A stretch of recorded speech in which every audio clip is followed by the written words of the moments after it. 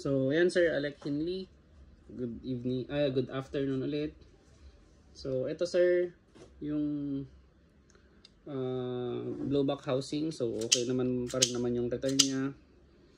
So, tinanggal ko yung oil dito sa harap. And then, madali lang sir tanggalin. Tanggalin mo lang yung rear sight. Then, yung screw ng rear sight na maliit, yun po ang ilagay nyo. Yun ang gagamitin nyo. Lagyan nyo muna ng thread lock. So, tapos i-cure nyo ng 10 to 20 minutes. So, ito naman sir is, ito, ilalagay ko na lang po muna dito sa may ikon.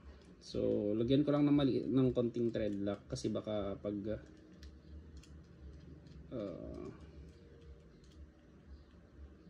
konti lang naman yun nilagay ko sir. So, kanan. Para lang mai-post sa picture later on. Hindi, dito na lang pala, sa kaliwa.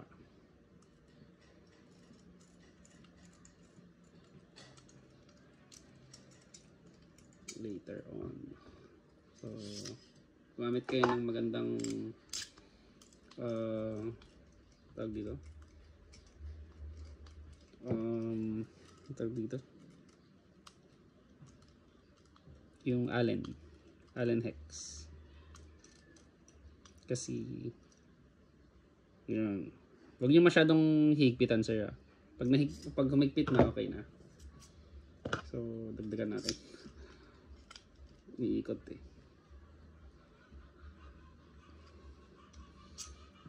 So, ayan, hindi na umiikot. So, yan na siya sir. Rocker. Pwede niyo pang lagyan ng RMR. So, subukan natin ilagay yung chamber kung may seal. Kung meron siyang seal o wala. So, hilain natin.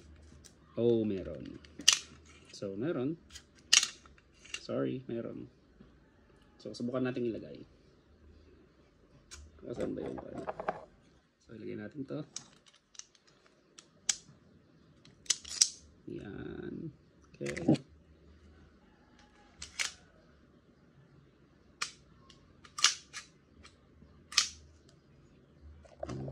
Nakikita. So, yung slide lock. Try natin.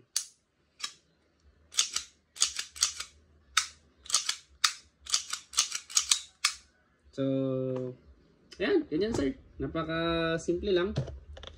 And then, lagay natin yung compensator. Compensator is ganito lang po talaga. Kung maglalagay kayo ng compensator sir, lagi nyo lalagyan ng thread lock.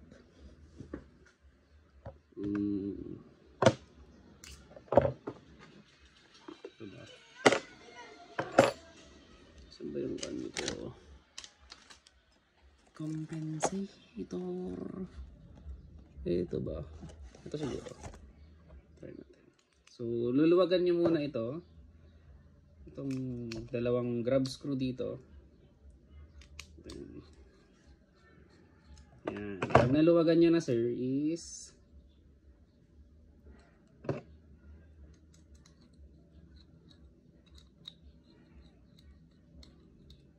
yan.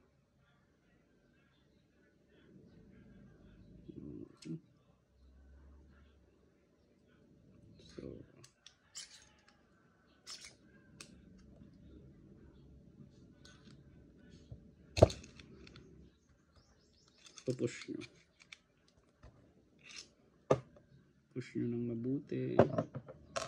Push nyo yung kwan sir. May grab screw kasi ito sir. So luwagan nyo mabuti yung grab screw. Mas madali ito. Mas magandang i-align to kaysa dun sa mga dating kwan, compensator. So ipupush nyo lang po yan.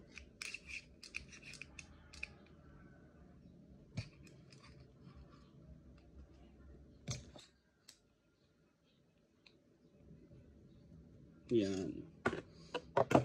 So, eto sir, nakapush na. So, ang gagawin nyo is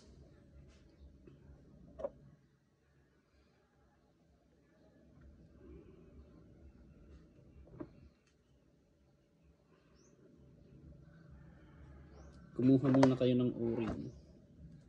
O-ring, O-ring. Bigyan ko na ng O-ring sir. Para sa compensator. So ito, yung O-ring. And then, huwag kayong magkakamaling lagyan ng thread lock kasi. So, yan. Then, i-thread nyo. Then, syempre makikita nyo, hindi na siya gumagalaw. So, ipupush nyo lang ito, sir. So, ayan. Tapos, pag nakapush na, ipush nyo ng mabuti. I-straighten nyo siya para naka-straight na mabuti. So, ito yung kagandahan nito. Pwede nyo i-push yung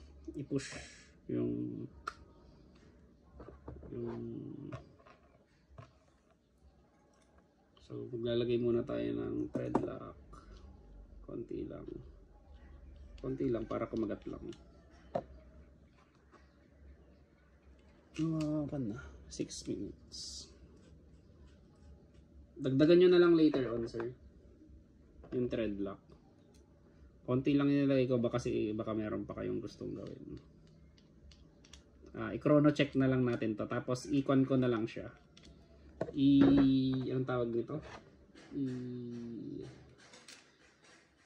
I-ayos ko na lang yung trajectory sa 0.25. Tapos sa kanya, pagdating dyan, isi-zero nyo na lang. So kapag magkukan kayo nito, sir, is ganito lang po siya. Yan. So hawakan yung ganyan. Is luwagan nyo, and then i-push nyo sa dibdib nyo. Push nyo dito. Hawakan nyo dito mabuti, tapos i-push nyo ganyan. Tapos i-straighten nyo, saka nyo higpitan ng equal. Hindi yan matatanggal, sir. So ayan, napakaganda. So pag straight na, higpitan nyo pa. Yan, hindi na po yan matatanggal. Ay, wait. Higpitan natin yung hindi matatanggal yung ito, pero yan, higpitan natin yung nakalagay na ang tawag dito, yung kanya, so ganun pala, sir. Itaas nyo na ganyan, then saka nyo higpitan dito, tapos higpitan nyo ng konti pa, tapos saka nyo higpitan yung adapter pala, yung adapter, nakalimutan kong higpitan yung adapter. So pag mahigpit na yung adapter, luwagan nyo ulit, saka nyo ulit i-align. So napakaganda. Hindi katulad nung mga dating pan na ang hirap mag-align. So ayan. Naka-align ba? So dito dapat hindi to tatama sa compensator. Ganda ba? Yan. So ganda. Yun. Hindi masyado naka-align. Sorry. Ay. Yan.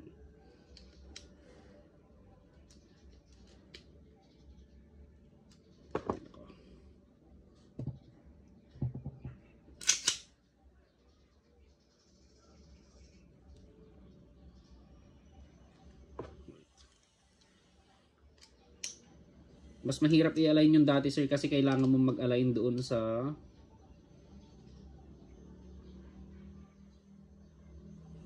mismong adapter. Ito, dito ka na mismo sa compensator mag-align.